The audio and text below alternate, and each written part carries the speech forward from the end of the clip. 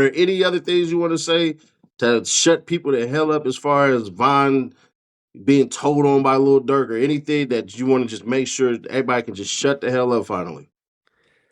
I mean, if they're saying that there was some cooperation with the government that just didn't happen, I don't know how I can make anybody shut up. I mean, being there, handling the case, getting it dismissed, I'm just telling you it didn't happen. And frankly, I'm a bit surprised with Dirk facing such bigger problems that this thing from 2019 is becoming a story again. It's odd to me. Yeah, because the rumor is that somebody spoke to you and essentially you said, "Yeah, well, let me make sure I have it right." It said that you spoke to somebody named OTF Vonnie, his dad, and then basically saying that he made a statement against Von in the case, and I'm just like, yeah, that would get him disbarred for sure because isn't that attorney-client privilege? Yeah, it's attorney-client privilege, but if we did it with the government, then maybe it's not a privilege, but at the same time, it gets your client hurt. If that's a problem too, if you're telling everybody, oh, by the way, he's snitching, that's not a good look for the lawyers. And you just don't do that because then the government would get mad at you because they got to keep that under wraps and save it until trial. So, um, yeah, I don't know who that person is, and I don't talk to strangers, and I try to be very careful with my words. And after 30 something years with the Pac-Man Joneses and all the other athletes and rappers of the world that we've represented over the years, yeah, I mean, most of the stuff you'll probably never hear of unless you really dig because we try to keep a low profile. We don't have Facebook and Instagram and all that. A couple of lawyers in my office, post stuff here and there, but you'll rarely ever see me post anything except maybe now and again on LinkedIn. So our clients don't want to be publicized, and we pride ourselves on keeping their privacy and keeping their cases out of the news if we can. Whereas some of the other more successful lawyers from Atlanta that you've heard of, um, they have a different tactic. I would prefer you never ever hear to me. You just said he had some great lawyer that beat everybody. That's what we go for, and it keeps them out of the news. Because you were a lawyer for Gucci Mane, weren't you? Yeah, before he became famous, he was just a struggling rapper here at the Big Cat Records when they called me for his murder case in a county just outside Atlanta. And we beat the murder case. Then he got signed by Atlantic Records.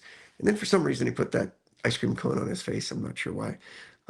And then he got huge and he's got, other lawyers. But most of the people that are somebody from the Atlanta area we represented before they hit it big when they had really big problems. And I just don't do that day to day smaller stuff or get photos with people and things like that. I just don't need that. I work hard on the cases and I try to stay out of the spotlight. Is the pricing fair, or are you like I know my worth and I'm up a little bit? I'm in the upper epsilon. No, I'm not at that level. I used to work at a law firm and I left that because we try to price people as to what they can afford, and we do a fair amount of pro bono work too for folks. And you just want to help folks. I mean, I've got a good life. I don't need a private jet or a helicopter or any of that craziness, and I don't need to fly around first class. If I get Comfort Plus, I'm good.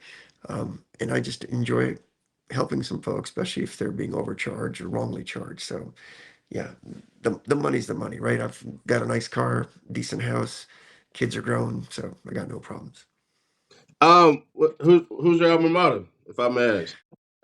Undergrad was Georgia Tech. I was a nuclear engineer there, and then I went to law school at Georgia State and got my And JD you there. you were born in Georgia, so Georgia through No, I and was through. born in India, and we migrated to Georgia back in 78, 1978. Oh snap! All right, which you don't have an accent or anything. I went to Catholic school when I was growing up, so Shit. um, nuns beat it out of you if you had an accent when you were talking. So I don't sound like Mr. Apu from The Simpsons, with the blueberry squishy and all that stuff. So for your older viewers, maybe they'll know what that is in The Simpsons. So. There's a thing that existed that said that you guys actually hated that character. Is that true? I'm sorry, you said hated what? Hated the character of Pooh. Is that true? I'm sure some people did, but you gotta have a sense of humor about it. I mean, the accent does sound like that, and that's just the way it is. I mean, in America, we mock things that are sort of unknown, this or that. I mean, I could say, "Hey, do you appreciate how they portray black people and stuff like that, or Middle Easterners or Jews or anything?" I mean, you just gotta have a sense of humor about it and sort of know your audience and understand the context. It wasn't mean spirited. It's just if you go into a convenience store back then, they're doing it. I mean, most of the guys are fresh off the boat and they have the accents. And so you roll with it. Getting mad, what's it going to do? It's a free country, right? Yeah. Did it ever bother you, or did you know as a white guy that was voicing him the whole entire time? Um, I Could wasn't you sure if it tell? was Angus. I'm not sure who it was, but I mean, growing up when we got here when I was younger, we lived in Iowa and people would call you sand N word or camel jockey, all that kind of stuff. You know, you learn to have a thick skin and not let shit you can't control bother you. Iowa. Where'd you go? Davenport, Cedar Rapids? That wasn't far, but we were in Oskaloosa. Cedar Rapids was the closest big town, about 45 minutes north of us. First mall in the state was in Cedar Rapids. So Oskaloosa is like dead center of Iowa. Oh, snap. So you were like between the 80 and 35, essentially? We were off of I-80, yeah. I'm And very familiar with Iowa. yeah, so you'd go to Des Moines to get pies at Poppin' Fresh Pies. That was our thing. Or you'd go north to Cedar Rapids if you wanted to go to the mall. And we were just in the middle of nowhere, a very small town where Kmart was the big store. Shit, it still might be. Nah, they got like a big old plant in the middle of Cedar Rapids. But yeah, I ain't been to Des Moines and none of that stuff in a while. I ain't going though, because it's about to start snowing in a couple of months. So hell nah. Oh, sure. Well, all right, man. I appreciate it.